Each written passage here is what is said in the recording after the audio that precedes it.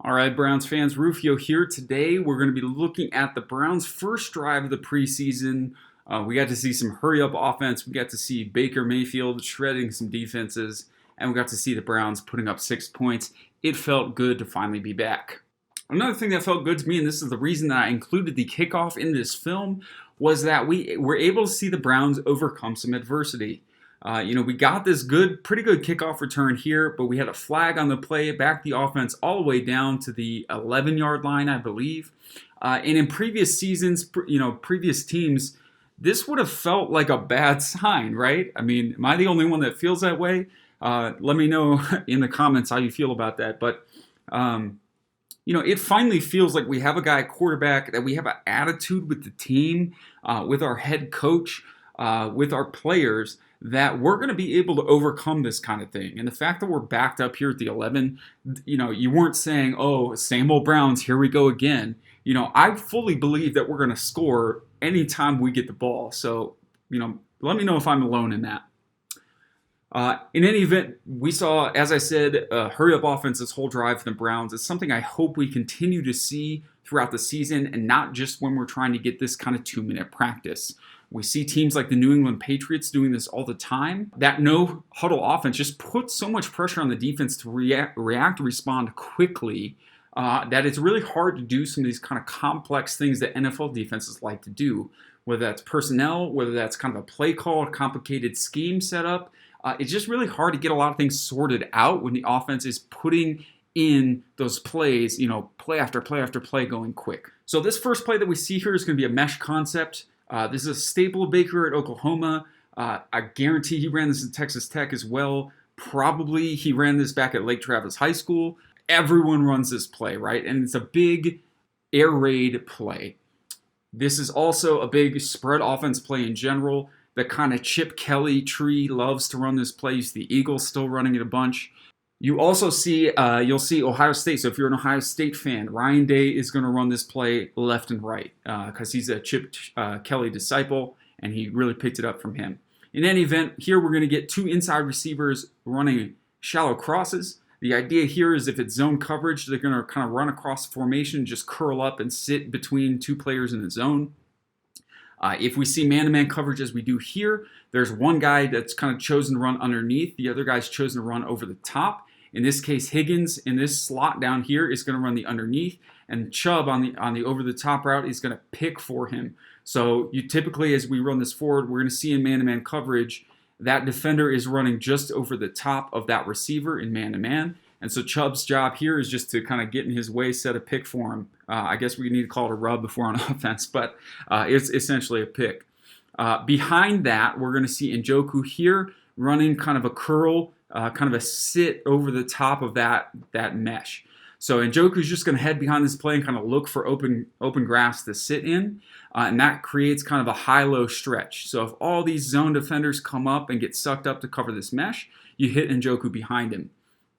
We can't really see what's happening on the bottom of the play here, but some teams like to run mesh with one of the outside receivers running kind of a post over the middle, and that would create a three-way stretch over the top, right? One, the post deep to hold the safeties, the next, this kind of sit route from Njoku, and then the mesh underneath it. And you really provide a lot of stress, a lot of stretch on the defense when you're doing that. But these outside receivers can be tagged with various things. One easy way to just kind of change up this play and the way it looks to the defense. Baker ran this with a lot of out routes at Oklahoma, so he's probably comfortable with that. Here, instead of an out, we get a kind of a curl on the high side of the screen from Willies. And, maybe Baker was just off with his throw. Maybe he expected Willies to kind of work his way back down the stem of that route, or to turn inside and then kind of loop outside, like sometimes you see guys with that kind of pivot outside. In any event, the ball is just a little shallow and a little outside of Willies here. He's able to get one hand on it, but can't quite reel it in. I would expect to see a lot of this mesh concept in the Browns playbook moving forward, though. All right, so on this next play, we get kind of a stick concept to the low side of the screen. We're going to have the outside receiver run off his man. That could be either just a vertical route, like a fade, or just a go. Could be a comeback as well. On the inside, we're going to see a horizontal stretch. So the slot man here is Higgins. He's going to run an immediate route into the flat, trying to gain width. And he's really trying to pull that that flat defender out with him if he is the one that's responsible for covering the flat. On the inside of the play, Njoku's going to run kind of what becomes like kind of a curl or sit, just short, kind of 6 yards down the field, just turn around. Some teams will run this with a kind of a more fully out-breaking route here, and some will even run this with an inside break and then a pivot back to the outside. We may see variations of all those with the Browns, but the basic idea is that Higgins runs outside, Njoku's inside, and then there's one guy responsible for defending that flat, and he can't be right. If he stays inside to guard Njoku, we throw it outside. If he goes outside with Higgins, we throw it inside. To the high side of the screen, we have a similar left and right kind of horizontal stretch where Chubb is going to run a shoot route out to the outside of the field here, and he's going to attempt to pull any flat defender outside with him. The outside guy here, the receiver, is running a slant behind that, and basically that guy who's responsible for covering the flat can't go both outside with Chubb and stay inside to cover the slant. Sure enough, on this play, Baker goes to that high side of the screen. We see that linebacker flow out with Chubb, and then as soon as that receiver passes him, Baker just fires that ball into the hole in zone coverage, hits that receiver in stride, and he's able to make a first down. And I believe from that last play all the way through the end of this drive, we're going to see really vanilla defense from Washington. And part of that is it's the preseason. They haven't game planned. They're not putting anything special in. So let's not get too excited about it. But part of it is also what we're seeing against a hurry-up offense. You tend to see this more bland, vanilla coverages. And we saw that even last year during the regular season when we did decide to go hurry-up.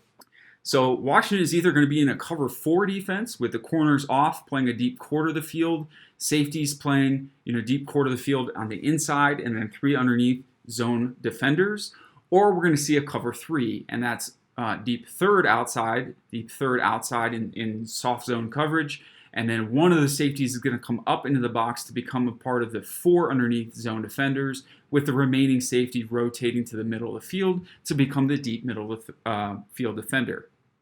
On this play, we can't really see this play develop too much because of the camera angle, but we see Njoku breaking inside. We see this receiver here to the outside on kind of a dig over the top. That becomes a high-low stretch. This may have become a 3-level stretch with Higgins on the slot here running a post or a seam or something behind that as well. Unfortunately, we don't get to see that, but we get to see those kind of route concepts behind sucking up all these zone defenders. They really drop off and kind of double team Njoku here to try to take him away. And that leaves Chubb able to sneak out of the backfield. There's no one within like 15 yards of Chubb when he catches this ball, and he's able to turn it up the field for a first down. That's just simple pitch and catch from Mayfield. And if defenses really want to play that soft zone coverage, we're going to see that a ton this year. All right, so I don't want to go too far into this because I could probably talk for an hour and a half on this subject, but Nick Chubb is just underrated, and I think this play illustrates why. This is a simple draw play. It's a handoff designed to look like a pass. We're in a passing formation. We're in a 2-minute kind of simulated situation here, so it's a passing situation. And then on the snap, it's going to look like a pass with the offensive line pass setting. However, the offensive line is just going to invite this pass rush up the field and attempt to kind of throw them past the pocket here, and then we're going to hand the ball off to Chubb inside. Now, the left side of our line does a good job of retreating in their pass set and throwing that line really way past the pocket here, allowing Chubb plenty of space to work inside. Unfortunately, Hubbard doesn't get as good of a jump off of the ball, and so as he's kind of making that last little push of that defender past the pocket, he's just only a yard or 2 off the line of scrimmage here. It's not enough depth on Hubbard's part. Look at how much better we do on the left side of the formation, really getting depth off the line of scrimmage before we have to push them past. So in any event, that defender becomes the first defender Chubb has to beat. And then Chubb, through a series of just little subtle kind of accelerations, decelerations, and his footwork, is able to set up so many guys to miss him on this play. And this is something that Chubb just does all over the place, and it's not flashy, so I don't think it gets the attention it deserves. But please, if you're a Browns fan, watch this guy. He's so good. I know we're all really excited about Kareem Hunt and what he might add after week 8, But in my opinion, we don't even need him. We need somebody to spell Chubb, and we need to continue to feed 24 the ball because he's that good. So as I roll this play forward, we can see, blocking. I'm not going to get too far into these blocks from Njoku, from Treader, from Cush over here. Suffice it to say, none of these blocks is a pancake, right? We don't really just lock onto these guys and just throw them out of the way. There's nothing physically that our Browns blockers are doing, but I want you to count. That's 1, 2, 3, including this safety that Chubb just completely ran out of the play by making a jump cut here. This is 4 right here, and then 5. 5 guys that Chubb makes miss, either through just straight up running through their tackles or through kind of subtly setting up his blocks and then cutting the opposite way. And you see this not only in a preseason game. I know Washington's kind of rusty as a defense. They haven't seen live game action in a year, blah, blah, blah. Chubb does this game in and game out, regular season. It doesn't matter which defense it is. He must just look like he is cutting somewhere other than where he is. And he must look too big to move that quickly because there's no other explanation for it. Chubb just like he's got tackler repellent on him. I just can't explain it. But the 6th guy is 30, who's unblocked, and Chubb finally meets him, 8, 10 yards down the field. And Chubb, is 230 pounds and just takes him for a 5-yard ride and a first down. So that's the only run on this drive, and every play from here on out, we're going to see the Browns actually spam 4 verticals. So one thing to keep an eye on is the first tendency here is for Hilliard. He's a step up. He's a yard up in his alignment, and that is more of a pass blocking alignment for this back. I guess if you're in a 2-minute situation anyway, you're not really thinking about running the ball too much, but I think, when we see that draw, we're a little bit back further. That's a tendency defenses can pick up on, and so that draw can become more or less effective depending on how much we give it away. In any event, we're going to see 4 verticals on this play. It's exactly what it sounds like. It's our 4 guys up on the line of scrimmage, just threatening vertically down the field. Something to note with this is we run it from 2 different kinds of formations. This one's a doubles formation. So here we're going to see a slot guy and a tight end on opposite sides of the formation. That means they just kind of keep to their own seam. Sometimes on this play from doubles, this is a 2x2 formation. So sometimes you have one guy who's kind of tagged who can bend inside a little bit more while the other guy's more locked onto his seam. In any event, in this play, we don't quite get to those verticals because that defense really runs off with all of them. That leaves Hilliard here one-on-one with the linebacker underneath. And this is something I think we can expect from Hilliard. He is, in my opinion, not that kind of 20 carry a game type of guy. And when Hunt is suspended, we may want to look for more of a traditional back. But Hilliard, I think, adds a dimension that maybe our other backs don't, in being a better threat out of the backfield, being a guy that we can split out into kind of a slot receiver formation, and using kind of a variety of different ways. So, to me, he's just a little bit different style of a back, and this is a matchup he's going to win every time. This is a linebacker, and it's the old, just run up to his toes before you break, and that's just a slower player. He's never going to be able to keep up with you. So Baker sees all that space underneath because of 4 verticals and everybody dropping off. That linebacker is never going to be able to cover Hilliard one-on-one. If I'm being picky, I want that throw half a yard outside of Hilliard. It's behind him. And I want him to be able to pluck that out of the air and turn and run easier. Hilliard does make it look easy here, but Baker can improve just these really marginal things, as he grows as a quarterback to give Hilliard an even better turn and run. Hilliard is able to outrun that first guy. And perhaps more importantly in this situation, if this were an actual 2-minute drill, get close to the sideline so he can get out of bounds while picking up that first down at the same time. All right, so this next play, we're going to see 4 verticals again. However, this time it's going to be from a trips formation, meaning we have 3 receivers to one side of the formation. When we run it from trips, we're going to see the inside guy, here the tight end Njoku, is going to run the seam to the opposite side of the formation, while the next guy outside of him is going to run this seam down his side. Now again, in this play, we see that defense really run off with no one underneath, and so Baker just sees that whole defense vacate the underneath space and is able to hit Chubb.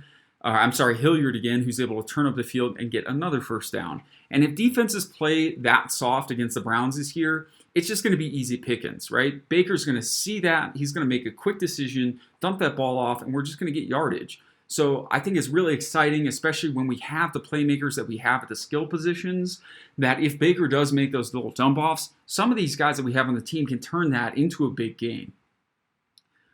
Last play of the drive here, and we're going to see 4 verticals yet again. We are going to see from trips again, and something to note is we have the ball here on the right hash. When we run this from the trips formation, we like to do it seems, from the ball on a hash, and that basically opens up the other side of the field to have a little bit more space, and it allows this guy to get to the opposite seam and threaten that opposite seam just a little bit easier, right? Because he's starting from closer because of where the ball is snapped from. Now in this play, we're going to see cover 3 as I wind this forward. We're going to see 30 as a deep safety, kind of acts like he's going to be in cover 4, covering that quarter, but he's going to rotate to the middle of the field. We see the opposite safety kind of come up to be a part of the underneath zone coverage. And it's that little kind of play from that safety where he has to come to the middle of the field that I really think opens up this hole for Higgins. Another great thing that we see on this play from Higgins is kind of pressing outside with this. And as Higgins presses outside, he's creating himself more space to kind of turn back to the inside and that seam deeper. In my opinion, Washington does a really good job of turning and running with Njoku on this play. They're able to stay kind of even with him or close to him with their linebackers, even though Njoku should win that matchup every time. But Baker sees that safety just rotate a little bit too far to one side of the field. And you can see kind of from this picture, it's going to be a 2-on-1. Both of these guys in the seam have only that one deep safety who's going to be able to guard either of them. And then Baker can make that safety wrong by throwing to the opposite guy where he's guarding. This is just a pinpoint throw right over the safety into Higgins' hands. A touchdown, a red carpet, and a celebration from Browns fans. Something that we're dying to see happen in the regular season. And I can't wait to see more of this year. All right, Browns fans, that's it for me. I'm Rufio. Make sure to visit dogsbynature.com for all your Cleveland Browns news and analysis. Just couldn't be happier to have some new film and just to see the guys back out there. Really looking forward to this season. Hopefully the first one in a long time. As a Browns fans, we can actually be confident headed in. It feels good. Thanks for tuning in, everybody. I'll see you in the next one.